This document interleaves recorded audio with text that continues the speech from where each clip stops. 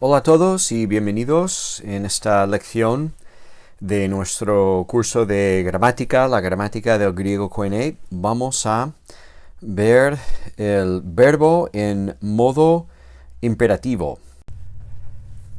Si queremos dar un orden, solemos usar el modo imperativo.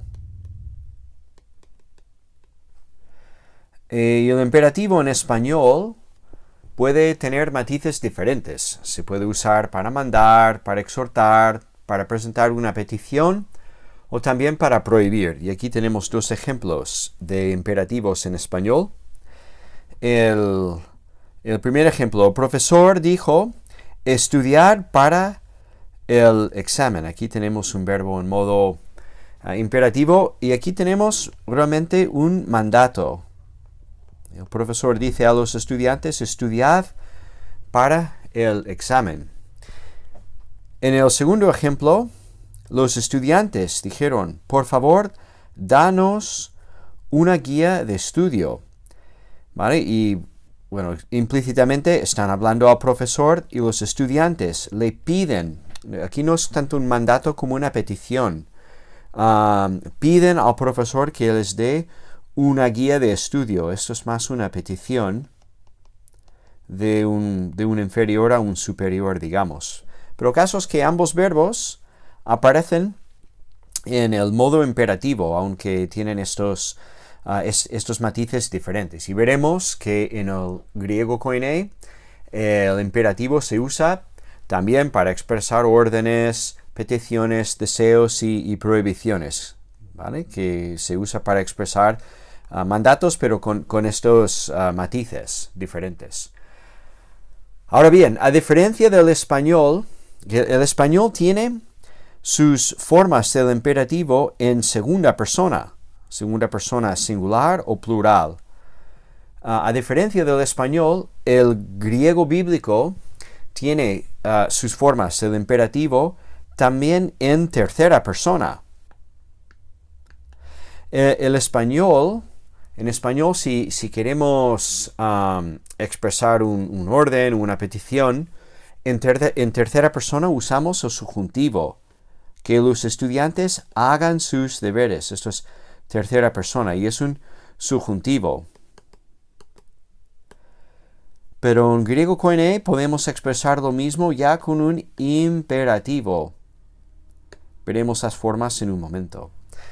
También decir, ya que estamos hablando de órdenes, se puede expresar un orden en primera persona, un orden o una petición que incluye también el hablante, y el español usa también el subjuntivo para hacer esto. Repasemos el vocabulario. Aquí el hablante se incluye en el orden. Repasemos, se usa el subjuntivo en español y en griego también. Entonces, en griego veremos que el imperativo tiene formas de segunda y tercera persona. El imperativo en griego se usa de manera muy parecida al imperativo en español. Y también se puede presentar peticiones en primera persona en griego, pero igual que en español, con el subjuntivo. A modo de introducción, aquí creo que vale la pena comentar un detalle más. Los imperativos en griego aparecen en el presente y en el aoristo. En el Nuevo Testamento hay un perfecto imperativo, pero aparece solamente 4 veces en todo el Nuevo Testamento, de modo que no lo vamos a estudiar. Solamente 4 palabras que son imperativos en el tiempo perfecto. Todos los demás imperativos aparecen en los tiempos presente y aoristo. Ojo, eso es importante. Como ya no estamos en el modo indicativo, el modo indicativo representa pues realidades y hechos. Ahora estamos en el modo imperativo, que representa más bien deseos. ¿Vale? Como no estamos en el modo indicativo, los tiempos presente y aoristo pierden sus connotaciones cronológicas. Es decir, no representan o no presentan tiempo, presente y pasado, ¿vale? Realmente estos dos tiempos verbales, las connotaciones que tienen que ver con su aspecto. Como hemos aprendido, el tiempo presente suele representar acciones que son continuas o habituales o características, mientras el tiempo aoristo tiene otro aspecto, suele representar acciones de manera indefinida. Y vamos a ver unos ejemplos luego de cómo esto funciona en el modo imperativo. Bueno, después de esa larga introducción vamos a pasar a ver la morfología o las formas del imperativo. Veremos que realmente ese cuadro resume las formas de todos los imperativos que encontramos en la Biblia. Los imperativos se forman con el tema temporal, con una vocal temática, aunque no siempre, como veremos, que hay algunas formas que no tienen vocal temática, y las desinencias del imperativo que son características, que son distinguibles, como veremos. Quizás aquí mencionar que cuando pasemos del presente al aoristo, en el indicativo esperamos ver un aumento, la épsilon al principio, ¿sí? Pero como estamos ya en otro modo, el modo imperativo, no hay connotación cronológica, este aumento que se usa en el aoristo y el imperfecto indicativo, ¿vale? Que habla de una acción pasada, este aumento no aparece, ¿vale? No hay aumento en los aoristos imperativos. Veremos que pasa lo mismo con el subjuntivo y con los participios y con los infinitivos más adelante.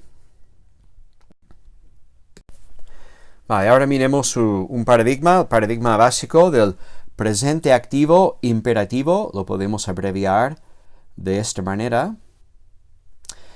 Y aquí tenemos formas segunda persona y tercera persona, singular y plural, ¿vale? 4 formas. Aquí están lue, lueto, luete, luetosan, ¿vale? Los componentes que hemos dicho, que se forma el imperativo con el tema temporal, en este caso, ese es el tema temporal del presente, el primero, lo mismo que aprendimos en el presente activo indicativo.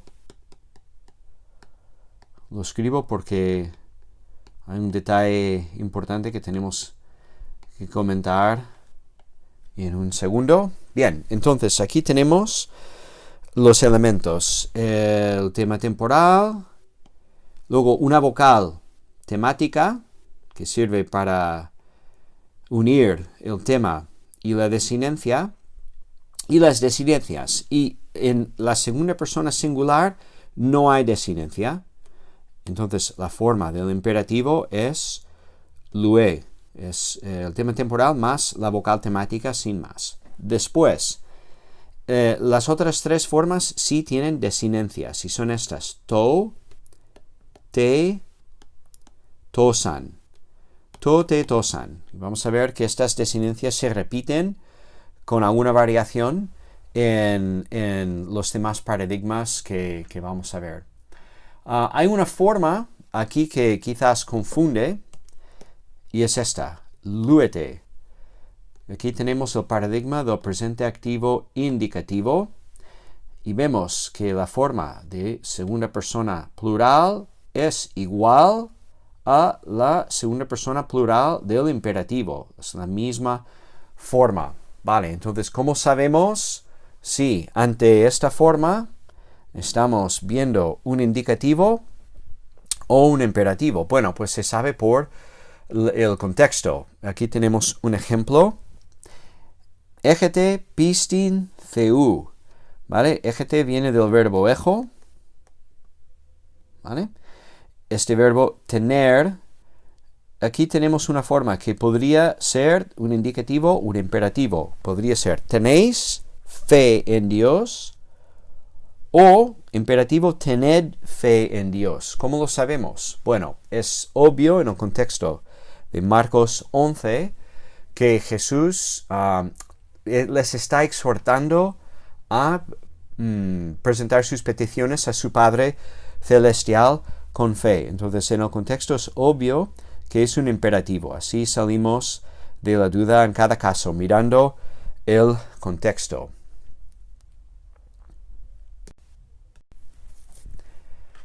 ¿Qué pasa con los verbos contractos? Estos verbos son los que tienen una vocal, poieo, por ejemplo, una vocal que aparece en la forma léxica, que es la forma que encontramos en el diccionario, pero esa vocal se contrae con la vocal temática o la primera vocal de la desinencia. Entonces, en el caso de poieo, aquí tenemos, ese es el imperativo, presente, activo, imperativo de poieo. Segunda persona singular, ¿vale? Tercera singular, segunda persona plural, tercera persona plural, ¿vale? Aquí tenemos las desinencias to, te, tosan, y en segunda persona singular no hay ninguna desinencia. ¿Qué ocurre?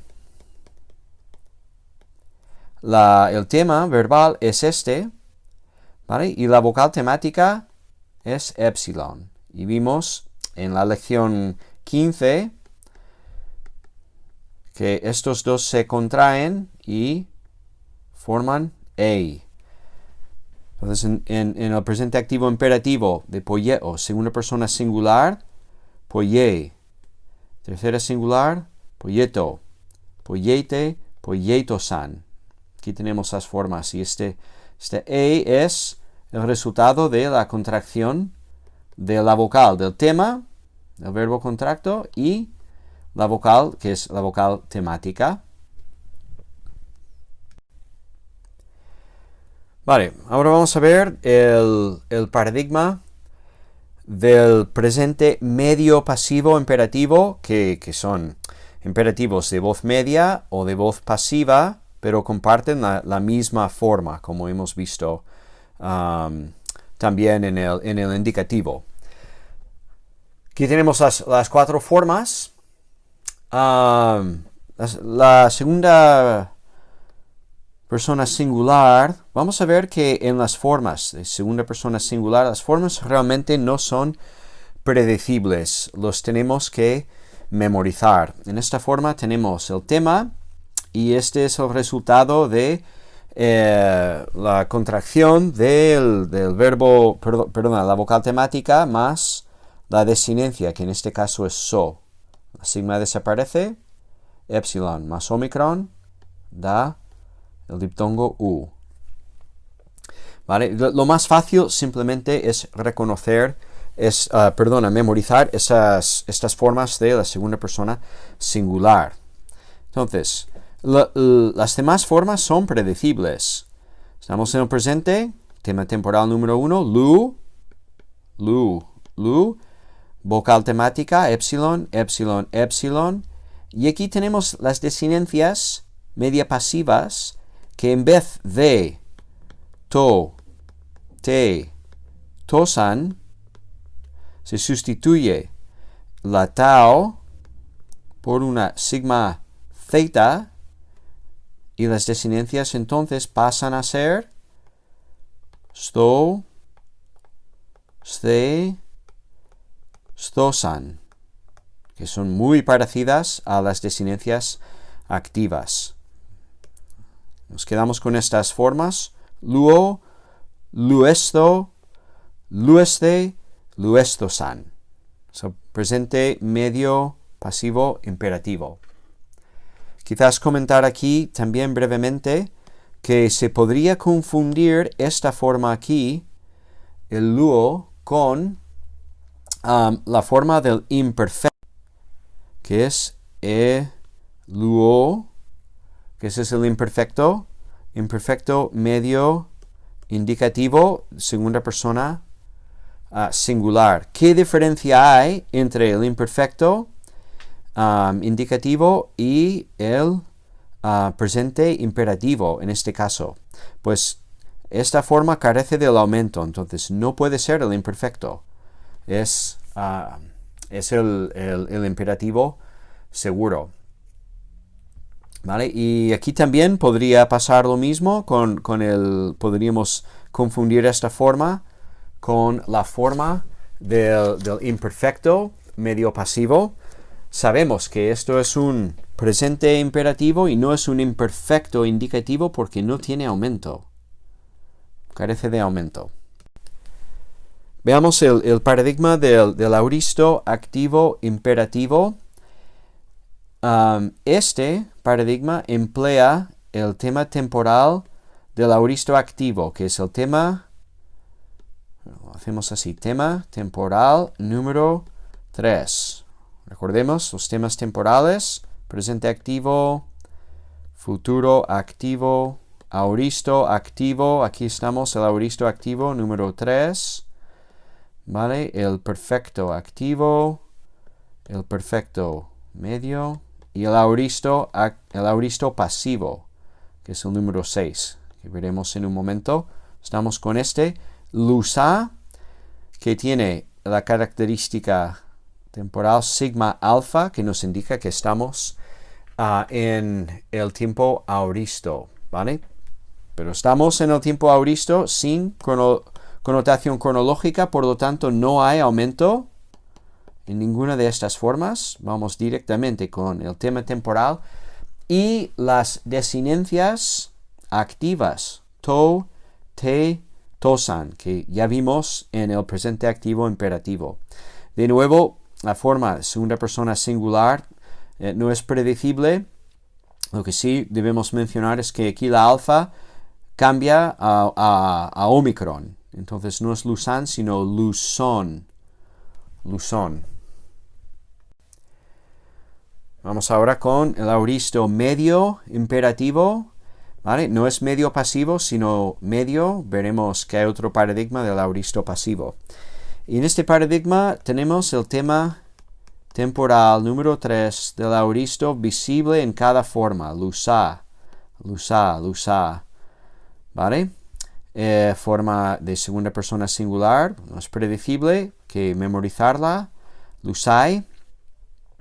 Pero lo que sí vemos que corresponde a algo que ya hemos visto son las desinencias media pasivas. En vez de to, te, tosan, sto, ste, stosan. ¿Vale? Aquí tenemos las formas entonces. Lusai, lusasto, lusaste, lusastosan.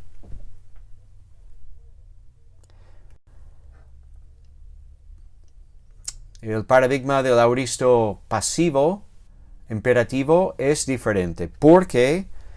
Porque se emplea el tema temporal número 6 del auristo pasivo. Y es este, luce, que tiene la zeta característica de voz pasiva y zeta eta en este tema temporal. ¿Vale? Hay que memorizar de nuevo la forma de segunda persona singular. Las desinencias son las activas, ¿vale? Tote, tosan. Lo que indica pasividad aquí es zeta, eta, aquí en el tema, como vimos cuando estudiamos el auristo pasivo indicativo. Y también, pues, debemos tener en consideración lo que son los auristos fuertes, que son auristos que emplean un tema diferente que el tema del presente, ¿vale? Se pierden letras en el tema temporal del auristo, ¿vale? Tema temporal número 3, o en el caso del pasivo, tema temporal número 6, ¿vale? Aquí tenemos un ejemplo, el auristo activo imperativo de lambano, segunda persona singular, lave. Fijaos que se ha perdido la mu, la alfa y la nu que están presentes en la forma del presente. Esa es la forma léxica. No aparecen, no están presentes en el tema temporal del auristo. Entonces las formas son lave, que es tema temporal, lab, más vocal temática, más las desinencias. Aquí no hay desinencia. Lave, laveto, lavete, laveto-san. Aquí están las formas, ¿vale? No tiene aumento, como venimos viendo en todos los paradigmas del auristo, no hay aumento. Directamente aparece el tema del auristo más los otros elementos. Este es el verbo del verbo ginomai, el auristo medio imperativo. Aquí tenemos también el tema temporal número 3, más vocal temática, más las desinencias media pasivas.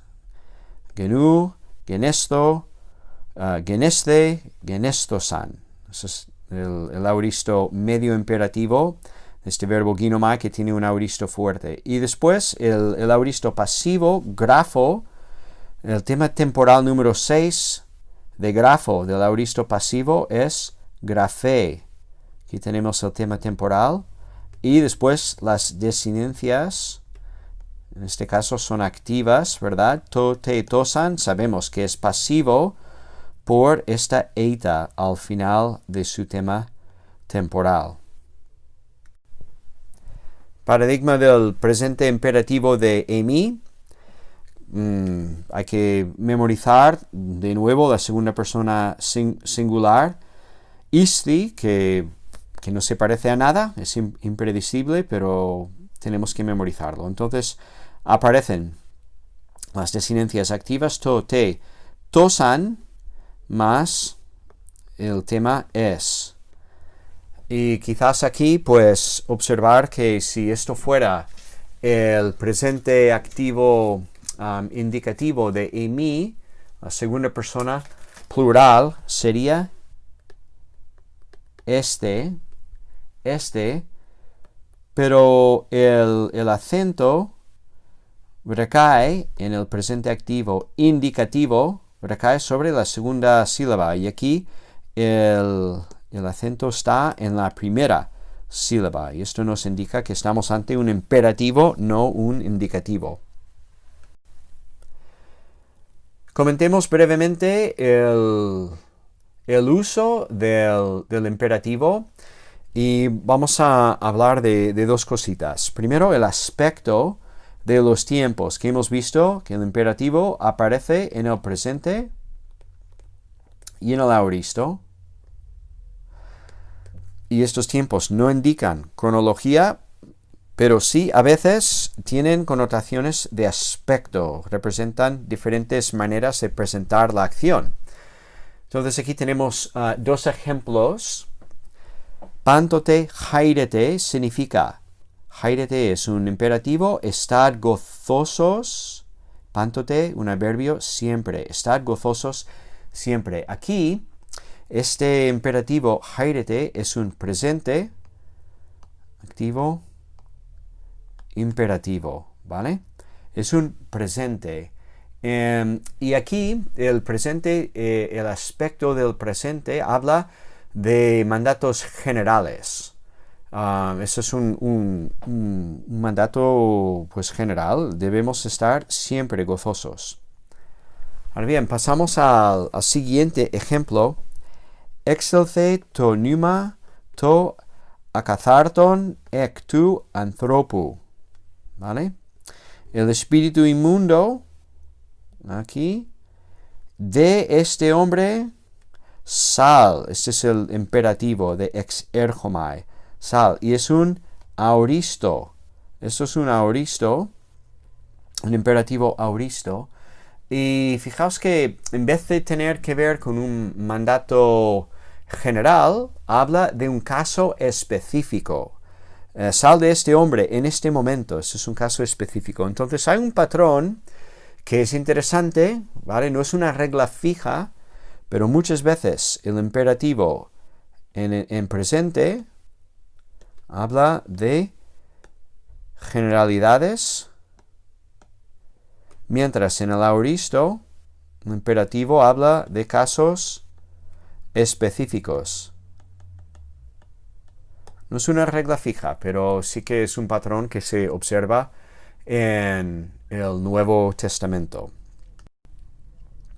Y por último, podemos hablar brevemente de negaciones y prohibiciones, que hemos dicho que el imperativo se usa para expresar prohibiciones. Vamos a aprovechar para comentar también negaciones. En griego koine, ¿cómo se hace una negación o una prohibición? Pues se usan estas partículas que son u y me. ¿Vale? U se usa con el indicativo o bien para indicar una negación. Aquí esto es una negación. Acuéis. Y esto significa no escuchas. ¿Vale? Del verbo acuo, escuchar. Esto es presente activo indicativo, segunda persona singular. Acuéis. No escuchas. Pero si ponemos el verbo en futuro, acuséis, que tenemos el futuro, la sigma aquí, esto pasa a ser una prohibición, realmente. No escucharás. No escucharás. Esto tiene la fuerza de una prohibición. Entonces se puede dar una prohibición con u más el indicativo en el tiempo futuro. También se puede dar una prohibición con la partícula me más imperativo o un subjuntivo, ¿vale? El me se usa no con los indicativos, sino con los modos imperativo y subjuntivo. Aquí tenemos un imperativo me acueto.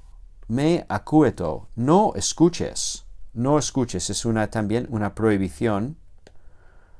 ¿Vale? Me más imperativo. También se puede hacer con el subjuntivo en tercera persona. Vale, entonces, para finalizar, a veces vemos la combinación de estas dos partículas, u, me, y cuando aparecen juntamente con un verbo subjuntivo, en el modo subjuntivo, expresa una negación absoluta, que es una negación como u más el indicativo que hemos visto aquí, pero absoluta, es aún más fuerte. Entonces tenemos aquí un ejemplo, me acuséis, que eso es un verbo conjugado en el modo subjuntivo. Veremos esa conjugación en 2 lecciones. Me acuséis significa jamás escuchas, de ninguna manera escuchas, es una negación absoluta.